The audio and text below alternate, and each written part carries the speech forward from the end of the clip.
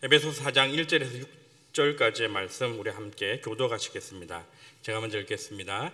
그러므로 주 안에서 갇힌 내가 너희를 권하노니 너희가 부르심을 받은 일에 합당하게 행하여 모든 겸손과 온유로 하고 오래 참음으로 사랑 가운데서 서로 용납하고 평안에 매는 줄로 성령이 하나 되게 하신 것을 힘써 지키라. 성령도 한 분이시니 이와 같이 너희가 부르심의 한 소망 안에서 부르심을 받았느니라. 주도 한 분이시요 믿음도 하나요 세례도 하나요 하나님도 한 분이시니 곧 만유의 아버지시라.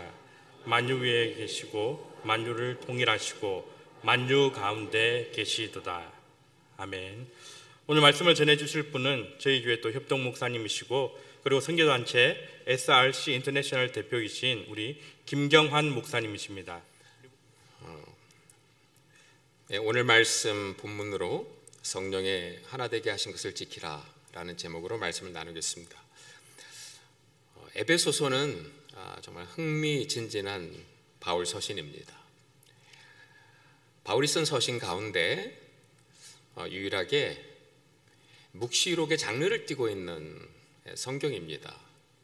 요한계시록 같은 장르를 띠고 있습니다. 내용도 흥미롭지만 그 구조가 아주 재밌습니다. 구조를 잘 살펴보면 에덴 동산 이야기를 보는 것 같습니다. 에베소서가 어떻게 시작합니까? 우리에게 복 주시는 하나님 이야기로 시작하죠. 하나님께서 우리에게 신령한 복을 주셨습니다. 창세기 1장도 마찬가지죠. 하나님께서 복을 주시며 가라사대 비슷합니다. 근데 에베소서 마지막을 가보면 하나님의 주신 복의 통로를 가로막고 그 복을 빼앗으려고 하는 공중권세 잡은 자가 있다는 이야기를 합니다. 에덴 동산도 마찬가지죠. 그리고 그 사이에 만물을 충만하게 하시는 이의 충만함이 구하는 예수 충만한 교회가 있다 이렇게 얘기합니다. 하나님의 형상을 입은 아담이 그 사이에 있는 것처럼 주시는 하나님이 계시고 빼앗으려고 하는 악한 존재가 있다면 그 사이에는 필연적으로 싸움이 있을 수밖에 없는 겁니다. 우리는 이것을 영적 전쟁이라고 부릅니다. 그러니까 교회는 지금 영적 전쟁의 상황에 놓여 있다라고 하는 겁니다. 영적 전쟁 이야기하면 좀 불편해하시는 분들이 계신데 죄송하지만 사도 바울은 영적 전쟁이 있다는 것을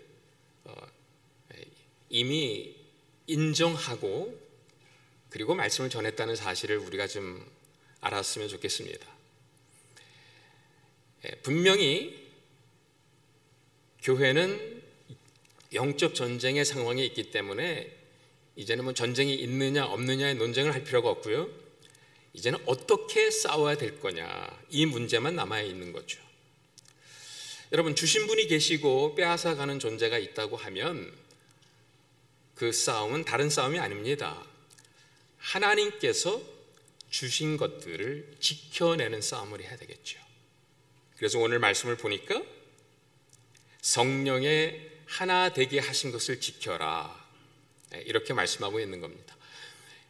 우리가 많은 것들을 지켜야 되겠지만 그 가운데서 마땅히 지켜야 될 가장 중요한 한 가지 심장부를 지켜내야 되겠죠. 중심부를 지켜내야 합니다. 왜 그렇죠? 영적 전쟁의 성패는 변방에서 나는 게 아닙니다. 중심부에서 결판이 납니다. 심장부에서 결판이 나는 싸움입니다. 나의 심장부는 지키고 적진의 심장부를 무너뜨리면 영적 전쟁에 승리하는 것입니다. 그래서 사도 바울은 그 심장부가 무엇인지를 말씀해 주고 있는 것입니다. 성령의 하나 되게 하신 그것입니다. 이것이 심장부인 것을 강조하기 위해서 사도 바울은 요 말씀을 에베소 중간에 딱 심어 놓았습니다.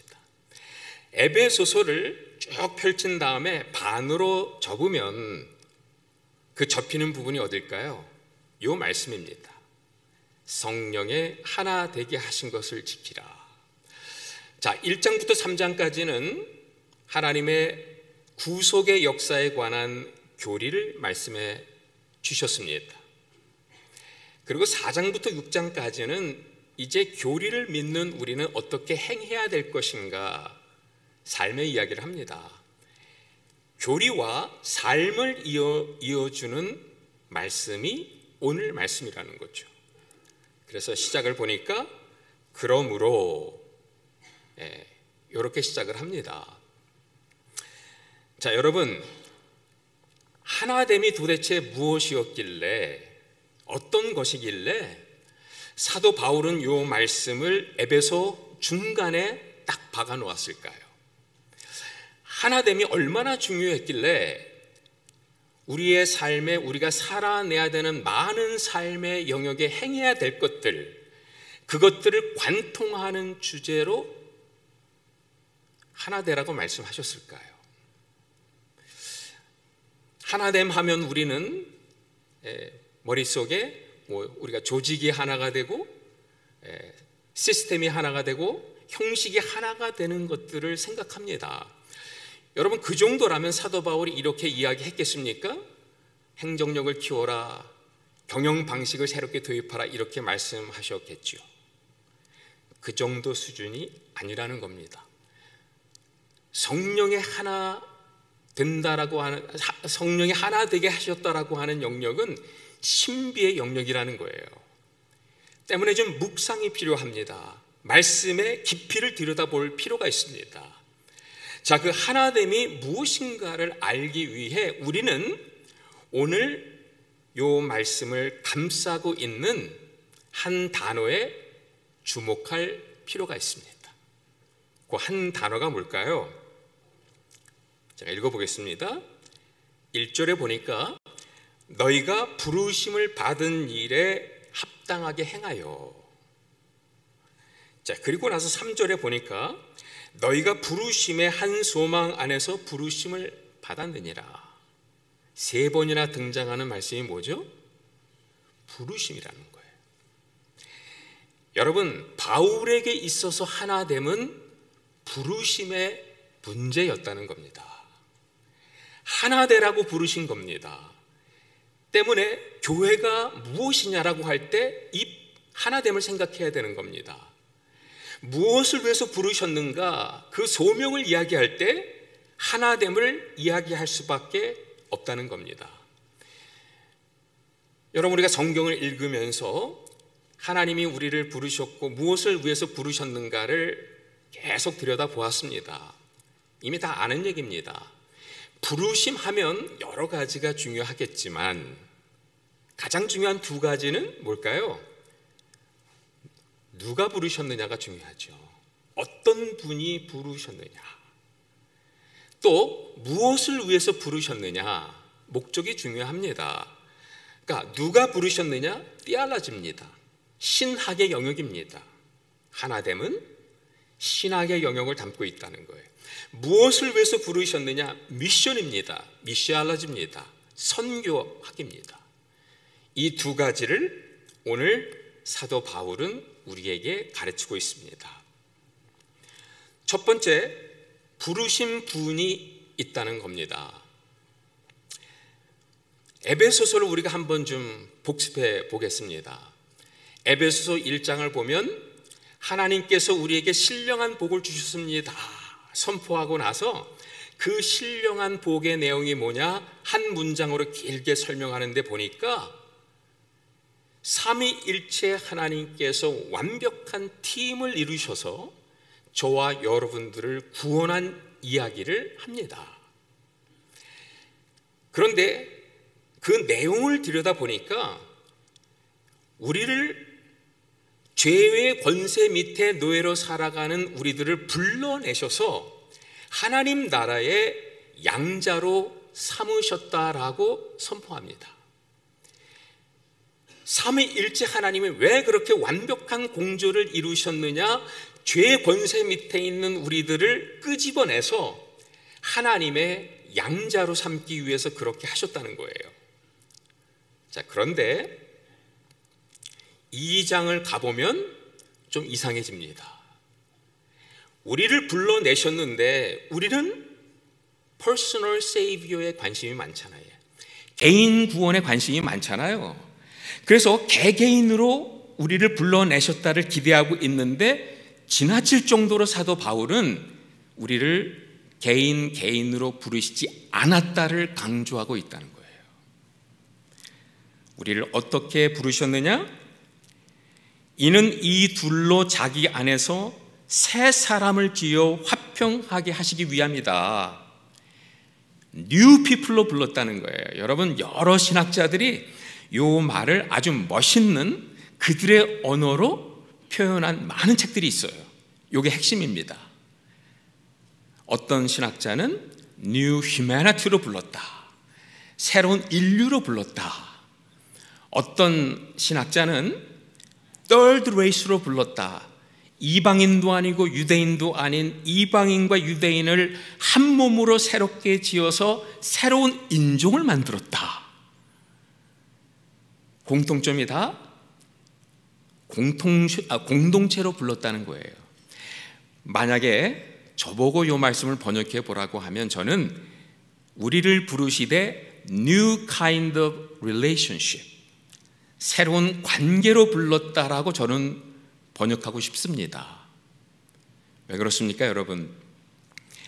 이 공동체에 들어가 있는 구성원들을 보니까 하늘과 땅 차이만큼이나 멀리 떨어져 있던 이방인과 유대인을 한 몸으로 엮었다는 거예요. 도저히 하나가 될 수 없는 두 인종을 엮었다는 거예요. 여러분, 유대인들은 이방인들을 지옥의 땔감이라고 여겼던 사람들입니다. 그런데 그렇게 하나가 될 수 없는 두 민족이 한 몸을 이루었다는 거예요. 정파가 다른 두 사람을 모은 게 아닙니다. 트럼프 지지자, 바이든 지지자를 하나로 모은 그 정도가 아닙니다. 하늘과 땅만큼이나 멀리 떨어져 있던 이방인과 유대인을 새로운 관계로 창조하시고 하나님과 화목하게 하셨다는 거예요. 왜 그럴까요, 여러분? 부르신 분이 그렇게 존재하셨거든요. 하나님 아버지 예수 그리스도 성령님은 관계로 존재하신 분이고 관계 속에서만 일하시는 분입니다. 그러므로 부르심을 받은 우리 또한 관계 속에 들어가야 된다는 겁니다.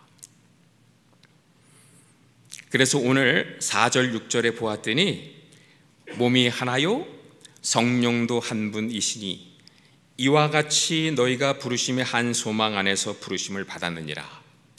또 주도 한 분이시니 그리스도도 한 분이시니 믿음도 하나요 세례도 하나요.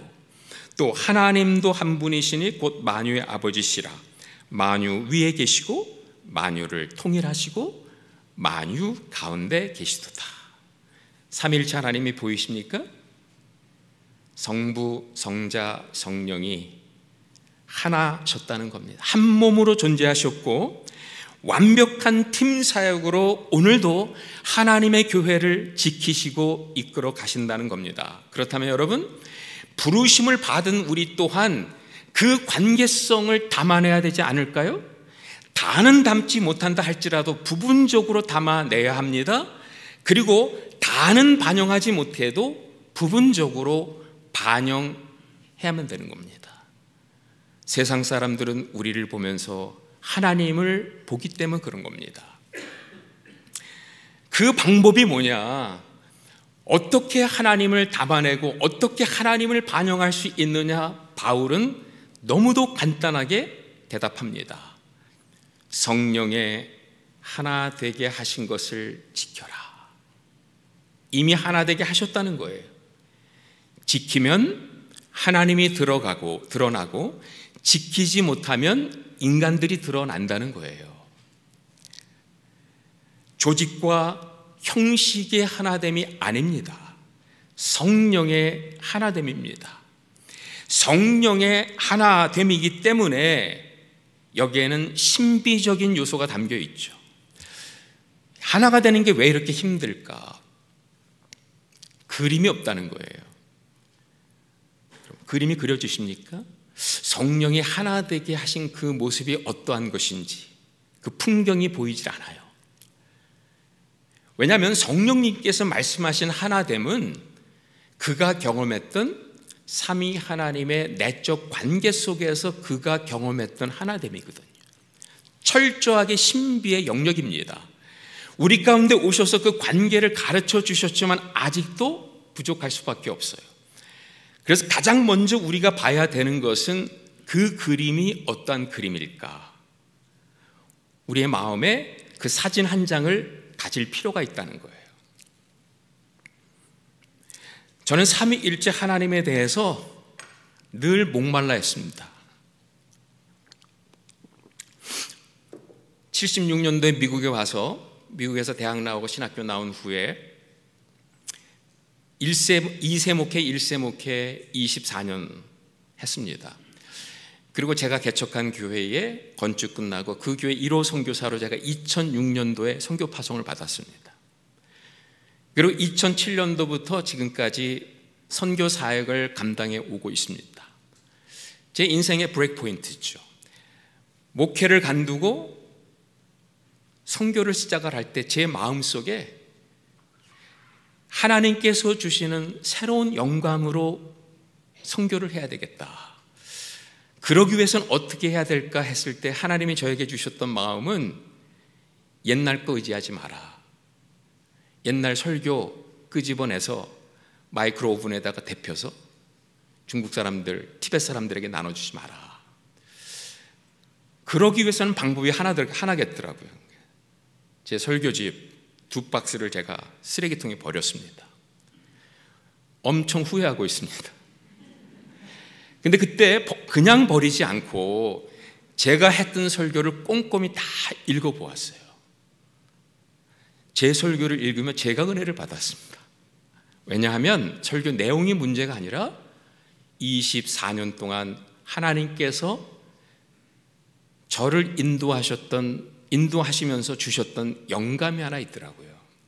삼위일체 하나님이셨어요. 저는 삼위일체 하나님에 늘 목말라 있었어요. 그래서 좀 신학적으로 공부하고 싶어서 삼위일체를 공부하기 위해 풀러 박사학위 들어갔어요. 그러나 제 연구와 탐구 끝에 삼위 하나님은 계시지 않았어요.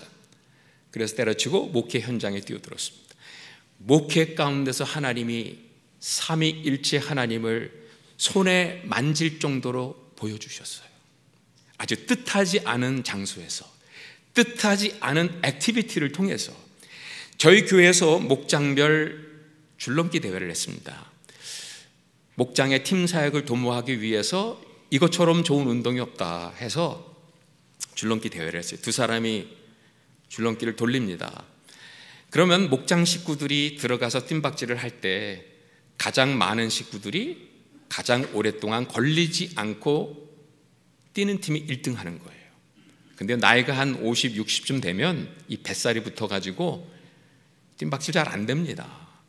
또 박자관념도 무뎌져서 제대로 돌려도 걸려 넘어져요. 근데 저희 교회에 유명한 찬양 사역자가 계셨는데 뜀박질, 이 줄넘기에 특화된 몸을 지니신 분이세요.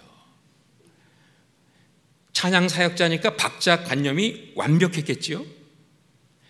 게다가 이분은 한국에서 몸무게 미달로 군대도 못 간 분이에요. 몸이 그렇게 가벼울 수가 없습니다. 몸이 가벼워요. 박자관념이 뛰어나요. 안에 들어가서 뛰는데 이게 예술입니다. 근데 문제는 구경만 하지 아무도 감히 따라 들어가지 못한 거예요. 이분이 고민을 합니다. 그러더니 갑자기 줄넘기 밖으로 나와요. 권사님 한 번의 손을 잡고, 권사님 이렇게 뛰는 겁니다. 2박자입니다. 박자를 가르쳐줘요. 그리고는 데리고 들어가니까 걸리지 않고 기가 막히게 뛰는 거예요. 이분이 신바람이 났어요. 두 번째 나오더니 다시 또 한 집사님의 손을 잡고 이렇게 뛰는 거예요. 박자를 가르쳐주고 또 손을 잡고 데리고 들어가 뛰니까 되는 거예요. 그렇게 5명, 6명이 다 들어가 뛰는 모습을 보면서 온 교우들이 어떻게 했을까요? 기립박수를 쳤습니다. 그때 저는 삼위일체 하나님을 봤죠. 손을 번쩍 들고는 삼위일체 하나님 감사합니다 그랬어요. 하나님 아버지와 예수님은 오늘도 무엇을 하고 계시는가? 저는 그 관계성이 궁금했어요. 사랑의 줄넘기를 하고 계세요. 주님은 우리에게 그 줄넘기 속에 들어와 사랑의 집에 들어와 함께 뛰자고 얘기해요.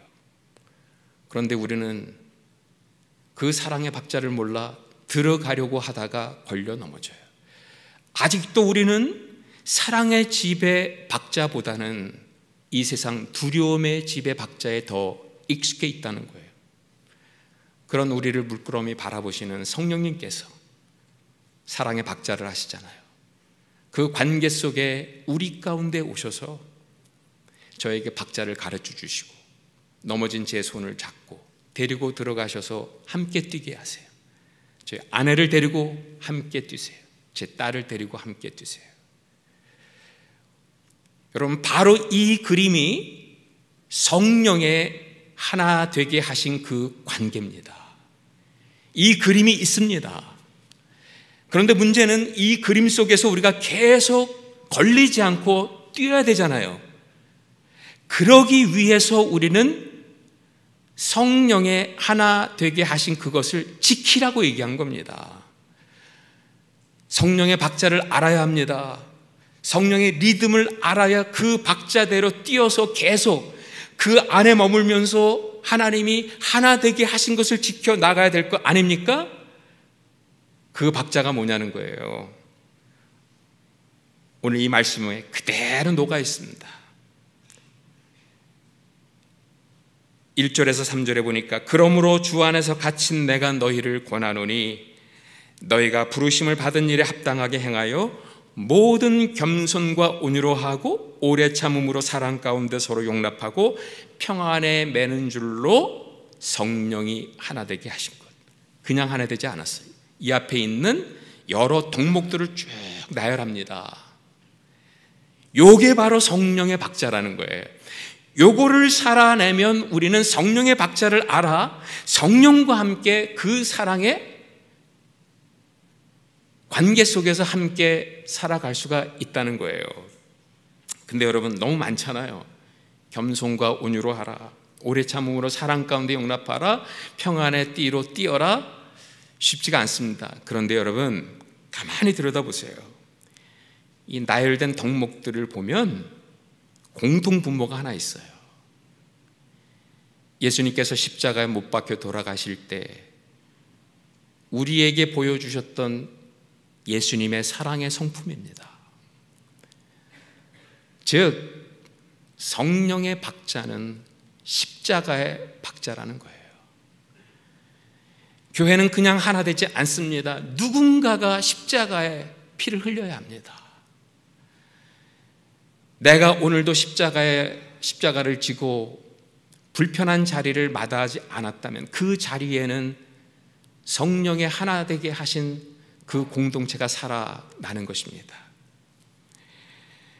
십자가를 바라보면서 예수님은 자기를 비우시고 낮아지시고 종이 되시는 겸손을 보여주셨잖아요. 겸손과 십자가를 향해 가시는 예수님은 마치 도살장에 끌려가는 어린 양처럼 묵묵히 온유하게 십자가의 길을 걸어가셨잖아요. 겸손과 온유로 고통의 극강 가운데서도 끝까지 참아내시고 인간의 모든 조롱을 그냥 다 품으시고 내가 너희를 용서한다 말씀해 주셨잖아요. 오래 참음으로 사랑 가운데 용납하며 평안에 매는 줄로 하나 되어 성령의 하나 되게 하신 것을 지키라 말씀하셨죠. 십자가상에 드러난 예수님의 덕목이었고 이 덕목으로 인해서 하나님과 우리 인간은 하나가 된 것입니다. 영적인 원리는 똑같습니다. 공동체도 마찬가지입니다. 그래서 오늘 사도 바울은 에베소 교회를 향해 하나가 되라고 이야기하면서 멀리서 십자가를 보여주며 손가락질하며 지적질하며 하나 되라고 말하지 않았어요. 그 자신이 십자가 위에 있고 순환의 길을 걸어가고 있다라고 이야기해요. 그래서 자기 자신을 어떻게 소개합니까? 주 안에서 갇힌 자 된 내가, 이렇게 시작하잖아요. 3장도 똑같이 시작합니다. 주 안에서 갇힌 내가. 근데 좀 더 자세히 얘기해요. 지극히 작은 자보다 더 작은 자에게 나에게 하나님이 은혜를 베풀어 주셨는데 그 까닭은 나의 연약함을 통해서 이방인과 유대인이 하나가 되는 비밀이 마침내 드러났다는 겁니다. 사도 바울이 생각했던 창세 전에 숨겨졌던 비밀이 무엇입니까? 멀어졌던 이방인과 유대인이 하나 되는 겁니다. 그런데 어떻게 하나가 될 수 있었느냐? 사도 바울의 낮아짐을 통해서, 연약함을 통해서, 환난 가운데 십자가의 고난의 길을 걸어가는 그 길에 하나 되는 역사가 나타났다는 겁니다. 성령의 박자는 곧 십자가의 박자인 겁니다. 여러분, 성령의 하나 되게 하신 것을 지켜 나갔으면 좋겠습니다. 우리가 매일매일 내려놓아야 될 것들을 다 내려놓지는 못해요. 그렇지만 주님께서 우리를 내려놓을 수밖에 없는 어떤 상황으로 이끄실 때는 있잖아요. 그럴 때 순종했으면 좋겠어요. 우리가 사도 바울처럼 이렇게 희생하고 이렇게 섬길 수는 없어요. 하시는 분도 계시겠지만, 그럼에도 불구하고 하나님이 가끔 우리에게 허락해 주시는 불편한 상황이 있어요. 불편한 자리가 있어요. 그때 그 불편한 자리를 마다하지 않았으면 좋겠습니다. 우리가 예수님처럼 낮아져서 더 이상 낮아질래야 낮아질 수가 없는 십자가의 자리까지는 낮아질 수 없어도 계단 하나 내려와서 한 단계 밑에서 세상을 보고 서로를 바라보는 우리 모두가 되었으면 좋겠습니다. 그때 우리의 그런 십자가의 자리에 성령의 하나 되게 하시는 역사가 나타나게 될 줄 믿습니다. 이민 생활을 쭉 해오면서 저는 미국에 하나님께서 우리에게 부흥의 역사를 주셨던 분명한 경험이 있다라는 것을 알게 됐습니다. 우리 자녀들을 보니까 그때 우리에게 일어난 그 일이 하나님이 주신 부흥의 역사였구나, 전 담대히 얘기할 수 있습니다. 우리가 대학교 시절에 이 자리에도 몇 분 계시지만 큰 교회 대학부가 함께 모여서 경쟁하지 않고 함께 부흥 집회하고 함께 운동 경기하면서 그렇게 교제했던 시절이 있었어요. 대학생들이 교회를 나오면 떠나지를 않는 거예요. 우리가 아무리 못해도 떠나라 그래도 안 떠났던 시절이 있었다는 거예요. 그때 제가 다녔던 교회가 나성영락교회였습니다. 저는 제 인생에 제가 그때 4년, 5년 동안 저희 교회 담임 목사로 김기영 목사님을 모시고 있었던 것을 커다란 행복으로 생각합니다. 그분을 바라봤던 것이 제 인생의 행복이었다. 그때 제가 대학부 회장이었는데 8명에서 시작된 대학부가 80명으로 순식간에 부흥했어요. 김기영 목사님 워낙 목회를 잘하시니까 오는 애들만 있고 떠나는 애들이 없는 거예요. 장소 문제가 대두가 됐습니다. 건축위원회가 조성이 되고 여기저기 장소를 물색하면서 논의를 시작을 했고 헌금도 얻었습니다. 우리 젊은이들이 가고 싶어 했던 동네들은 토렌스나 세리토스나 파세나 이런 동네였었어요. 그런데 그런 장소를 마다하시고 김기영 목사님께서 다운타운에 완전 우범지대로 결정을 하신 거예요. 지금이야 다운타운이 좋아졌지만 그때는 저녁 때 걸어 다닐 수가 없었습니다. 그것도 한인들이 전혀 살지 않는 중국 타운의 끝자락에 완전히 망한 포드 딜러 사갖고 이사를 간 거예요. 그랬더니 젊은이들이 목사 여기로 이사 오시면 우리 못 나옵니다. 주말에 여기 트래픽 뚫고 오는 거 쉽지 않습니다. 여기서 자녀들을 키워요. 우리 때까지만 교회를 나오고 있습니다. 이런 보이스들이 막 여기저기서 일어나기 시작한 거예요. 저희 선배들이 몇 명 찾아갔는데 그분들 앞에서 목사님이 이렇게 말씀하셨답니다. 나라고 좋은 동네 가서 멋진 건물 짓고 목회해보고 싶은 마음 왜 없겠느냐. 근데 그 동네로 이사 가려고 하다 보니까 거기에 다른 한인교회가 있더라. 큰 교회도 아니고 아주 작은 교회인데 우리가 그 교회로 들어가면 그 교회가 힘들지 않겠느냐. 우리 교회 때문에 다른 교회 문 닫게 할 수 없다는 거예요. 그래서 한인교회가 하나도 없는 동네를 찾아봤더니 이 중국타운에 여기밖에 없더라. 그러면서 했던 얘기입니다. 여러분들, 복음이 뭡니까? 내가 불편해져서 이웃을 편안하게 해주는 것이 복음입니다. 어렵게 말하지 맙시다. 우리 교회가 불편해짐으로 이웃 교회를 편안하게 만들어주는 겁니다. 우리가 불편해짐으로 세상을 좋게 만드는 겁니다. 우리가 불편해집시다. 모든 교인들이 설득이 된 거예요. 그 권위를 누가 건드립니까? 그리고 이사를 갔습니다. 10년 후에 그 교회가 미국의 최대 교회가 됐더라. 할 말 많잖아요. 우리가 내려놓았더니 축복해 주셨다. 그렇지 않았습니다. 그런데요, 그 교회가 이사 가려고 했던 그 동네에 더 큰 교회가 생겨났어요.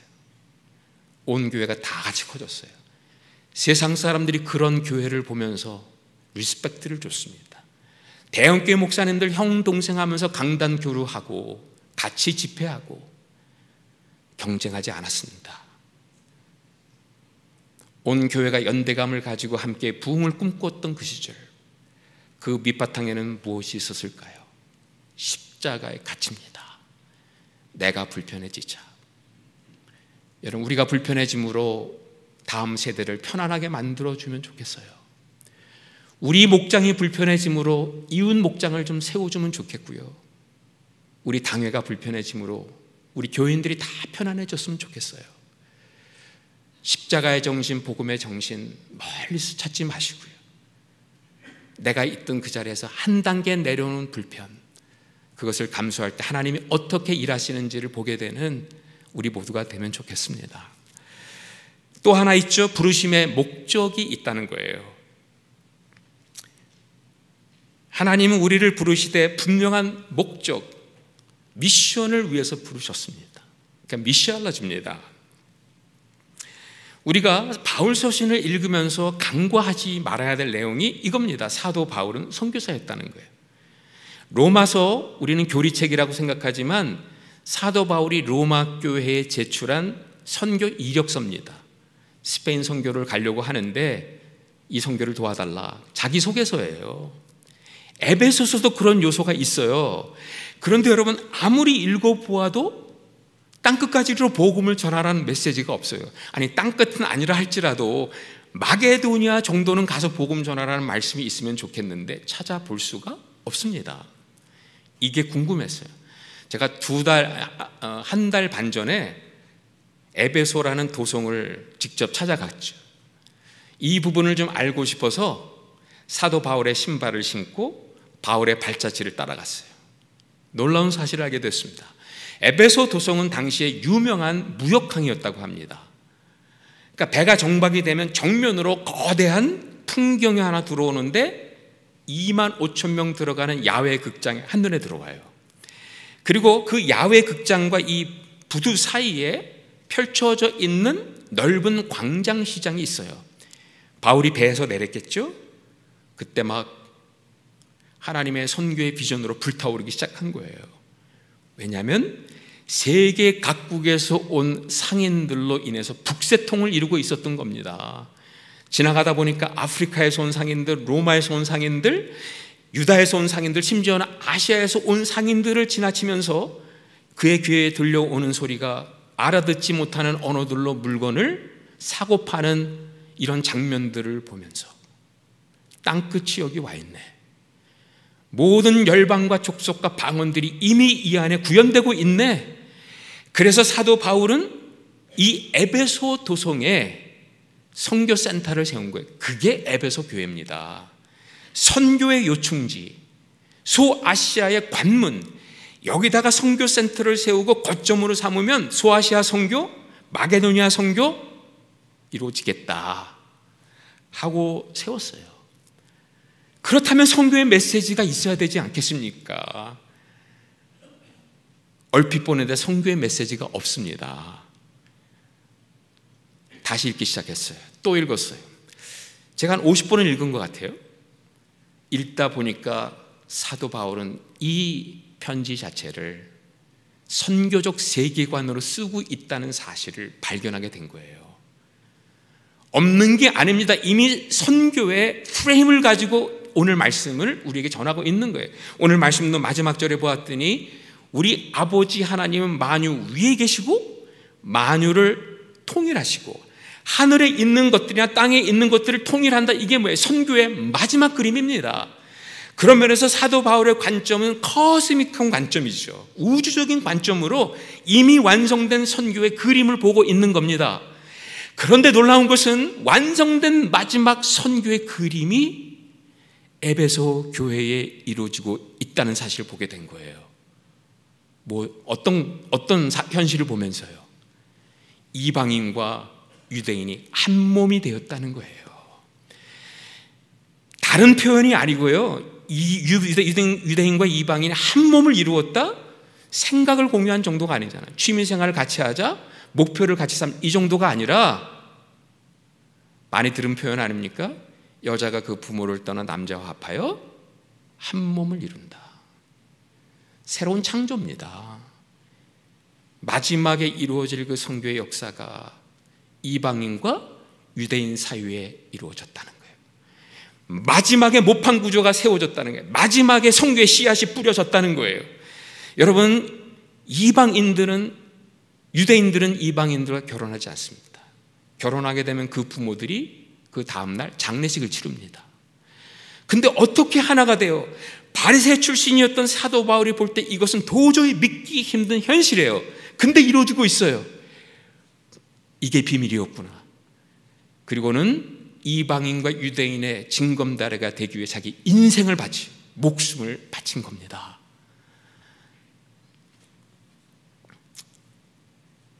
아직까지 완성되지 않은 선교의 그림이지만 그 모판이 에베소 도성에 이루어지고 있다면 이 모판을 그대로 가지고 가서 마게도니아에 심으면 이루어질 것이고 로마에 심으면 이루어질 것이다라는 거예요. 거대한 넓은 터가 있는데 거기에 주택가가 들어선다고 합니다. 근데 제일 먼저 그 주택 단지에 모델하우스가 들어서잖아요. 모델하우스가 완성된 것을 보면서 이 도성이 이렇게 꽉 찰 거구나. 그 증거물로 우리는 발견하게 되는 거 아닙니까? 오늘 에베소의 현실은 바로 새 신도시 건설 프로젝트의 모델하우스가 이미 지어졌다는 거예요. 마찬가지입니다, 여러분. 선한 총직이 교회가 정말 성령이 하나 되게 하신 것을 지키면 그 의미는 세계 선교가 우리 안에서 시작되었다라고 하는 하나의 증거물입니다. 자부심을 가지셔도 됩니다. 그러나 우리가 하나 되지 못하고 우리 공동체가 깨지면 세계 선교는 그만큼 미뤄지는 겁니다. 세계 선교는 땅끝에서 이루어지지 않습니다. 열방에서 이루어지지 않습니다. 바로 여러분 공동체, 우리의 작은 목장, 소그룹, 성령으로 우리가 하나가 될 때 우리는 이미 세계 선교를 우리 가운데 시작한 줄 믿습니다. 소그룹을 시작하면서 우리가 하나가 되면 스트레스가 해소가 되고 엔돌핀이 나와 일주일의 삶이 풍성해질 거다. 물론 그것도 좋죠. 그런데 더 중요한 것은 우리가 하나가 되면 마지막 선교가 그 완성된 그림이 우리 안에 리얼라이즈 됐다는 이 자부심을 갖게 되는 것입니다. 제가 마지막으로 이 이야기하고 오늘 말씀을 마치려고 합니다. 북한 선교를 하면서 북한을 사랑하는 수많은 외국인들을 만나면서 저는 많은 은혜를 받았습니다. 지금도 영길 지역에 가보면 14개 국가에서 오신 외국인들이 그 북한을 품고 아직까지도 기도하고 있습니다. 그 수련회를 몇 번 다니다 보니까 참 좋은 분들을 많이 만났는데 아직도 제가 잊지 못하는 분이 타마스라고 하는 동독에서 태어난 선교사님이에요.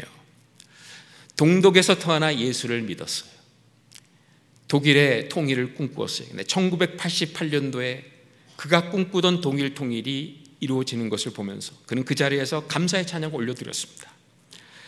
그런데 온 땅은 축제의 분위기로 고조가 되어 있는데 갑자기 하나님이 그 타마스 선교사님의 마음속에 큰 부담을 준 거예요. 독일이 하나가 돼서 나도 좋은데 2차 대전 당시 나치즈가 저지른 동구권에서 저지른 그 만행은 누가 용서를 구할 거냐, 이 메시지를 선교사님이 받게 되면서 그 부담감을 가지고 기도하기 시작한 거예요. 그렇게 한참 기도 후에 이분은 결단을 내려요. 하나님, 제가 하겠습니다. 이분이 190이 넘는 건장한 청년이었거든요. 그 당시만 해도. 십자가를 만들어 짊어지고요, 동독에서부터 소련까지 걸어간 거예요. 나치즈가 만행을 저지른 그 동네를 찾아갔을 때에는 그 동네 사람들에게 우리의 죄를 용서해 달라고 용서를 구합니다. 그렇게 수개월 후에 구소련에 도착을 했을 때 하나님은 전 세계 분쟁 지역을 보여주셨답니다. 그리고 제일 먼저 방글라데시에 가서 고아들을 돌보고 난민들을 돌보다가 마지막에는 세계 유일한 분단 국가 한반도를 위해서 내가 일해야 되겠다 해서 영길 땅에 온 거예요. 근데 영길 땅에 와 보니까 선교사들이 서로 반목하고 질시하며 갈등하는 모습 속에 마음 아파한 거예요. 북한을 섬기겠다 하는 우리 공동체가 왜 이렇게 하나 되지 못하는가? 이분은 영적 원리를 알았거든요. 하나된 모판 구조로 중국 땅에, 북한 땅에 들어가 그걸 심어야 북한이 변한다는 사실을 알았는데 그 너무도 베이직한 이 프린시플이 지켜지지 않은 것에 안타까운 나머지 영길에 정착하기 위해 모금한 돈이 있어요. 다 털어가지고 백두산의 모 호텔을 예약을 합니다. 모든 선교사들을 다 초청해요. 이분이 워낙 관계를 잘 하시는 분이다 보니까 다들 참석을 했죠. 그 자리에서 선교사들 나눔의 시간, 중보의 시간을 갖는데 이분 차례가 되었을 때 어떻게 본인이 분쟁 지역의 사역자가 됐는지를 나누기 시작한 거예요. 근데 그때 그 자리에 흐느껴 눈물을 흘렸던 40대 초반 젊은 선교사님이 계셨어요. 일본에서 북한을 품고 오셨던 제임스 이또라고 하는 선교사님이에요. 북한에 여러 번 들어가려고 비자 신청을 했지만 항상 거절당했습니다. 북한은 일본을 정말 싫어하거든요. 3년 동안을 그곳에서 중국분과 결혼하고 기다리는데 기회가 오질 않았어요. 그 와중에 여기 온 겁니다. 이 선교사님의 간증을 들으면서 그 마음속에 하나님이 주셨던 강한 생각이, 일본이 저지른 만행은 누가 용서를 구할 거냐? 네가 하라는 겁니다. 그래서 그분은 앞에 나가 무릎을 꿇고는 그 자리에 있는 조선족들에게 일본이 저지른 만행을 용서하소서, 우리 한국 조선 분들에게 일본이 저지른 만행을 용서해달라, 싱가포르 분들에게 동남아에서 일본이 저지른 만행을 용서해달라, 눈물로 호소를 했던 거예요. 그때 모든 선교사님들이 앞에 나와 이분을 둘러서 이분을 위해서 기도하는데 그때 성령님이 임한 겁니다. 기도회가 끝난 후 서로에게 다가가 용서를 구하고 가해자 피해자 할 것 없이 끌어안고 눈물을 흘리고 마가의 다락방의 역사가 그대로 드러난 거예요. 그런데 여러분, 몇 개월 후에 우리는 이해할 수 없는, 우리의 생각으로는 도저히 알 수 없는 한 가지 사건을 접하게 돼요. 그렇게 I'm sorry라는 메시지를 마지막으로 던진 제임스 이또 선교사님은 3개월 후에 그 젊은 나이에 암으로 하나님 품에 먼저 가시게 돼요. 북한 땅 한번 밟아보지 못하고